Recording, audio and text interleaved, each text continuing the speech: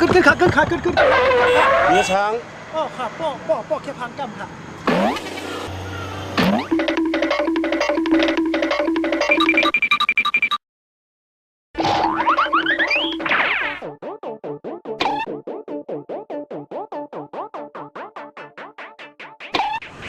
กล่าว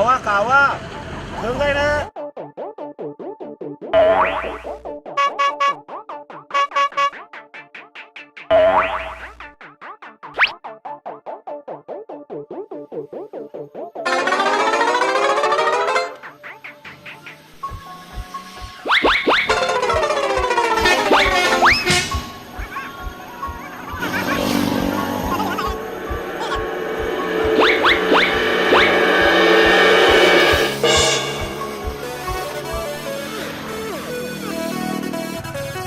กล่าวว่าเยอะว่า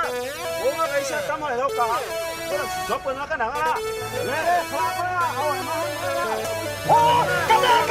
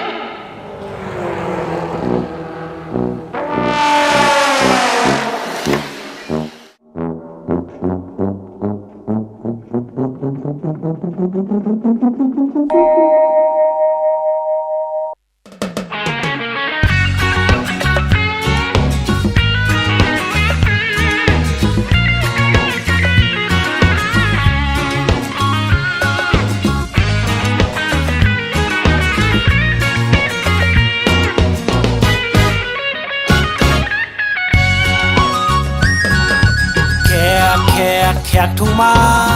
อูลายเป็นแขกทุ่งเมาอูลายเป็นแขกทุ่งเมาอูลายเป็นแขกทุ่งเมา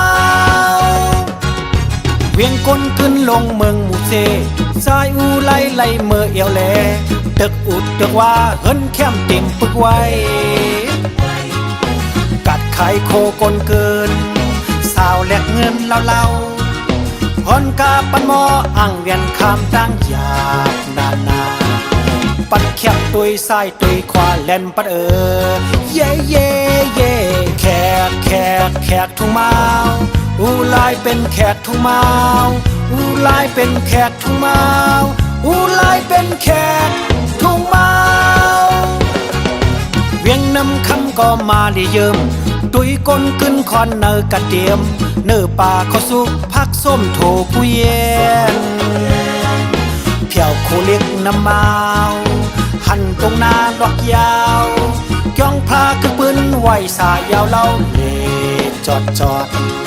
แมงสายปูปลาสาสมข้าวซอยหวานเย่แขกทุ่งเมาอูลายเป็นแขกทุ่งเมาอูลายเป็นแขกทุ่งเมาอูลายเป็นแขกทุ่งเมาเวียงเมืองเมาก็เมื่อลีแทงเคง่ายเมืองผีไผ่ของแหลงตึกอุดตะว่าจีผ้าคนดังกว่าหันรถกามีเจขายเครื่องโคสะพะเทเมืองเมาเปิ้นอ่อนห้องจับปากสวยลีอูไลสาวเนาเคยทาง5-6 ปีเย่ เ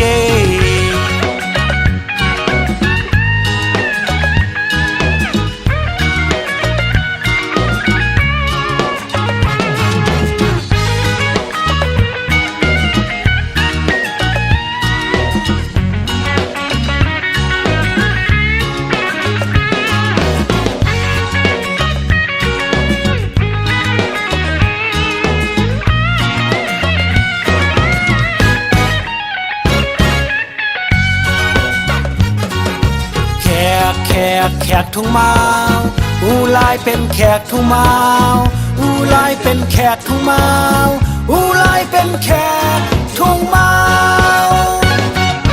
เวียงกลขึ้นลงเมืองหมู่เซสายอูไล่ไล่เมื่อเอวแลตึกอุดตึกว่าเฮินแคมติ่งปึกไว้กัดไข่โคกลเกินสาวแลกเงินเล่าฮอนกาปันหมออ่างเวียนคำตั้งหยาบนาปัดแคบตุยซ้ายตุยขวาแล่นปัดเย่เย่เย่แขกทุ่งเมา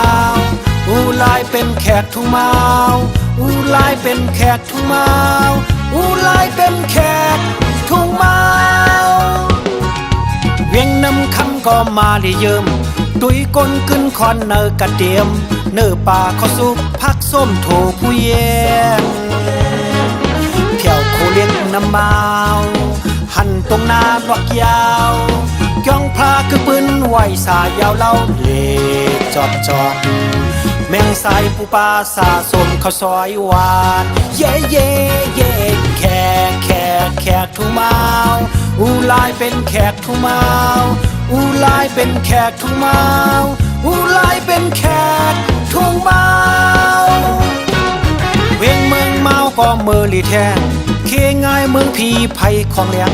ตึกอุดตะว่าจีผ้าคนดังกว่าหันรถกามีเจขายเครื่องโคสะพะเทเมืองเมาเปิ้นอ่อนห้องจับปากสวยดีอูลายสาวเนาเคยทาง5-6 ปีเย่เย่เย่แขกทุ่งเมาอูลายเป็นแขกทุ่งเมาอูลายเป็นแขกทุ่งเมา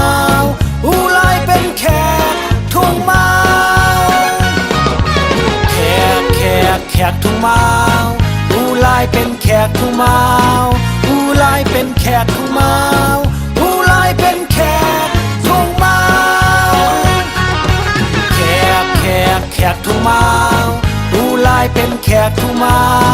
อูลายเป็นแขกทุ่งเมา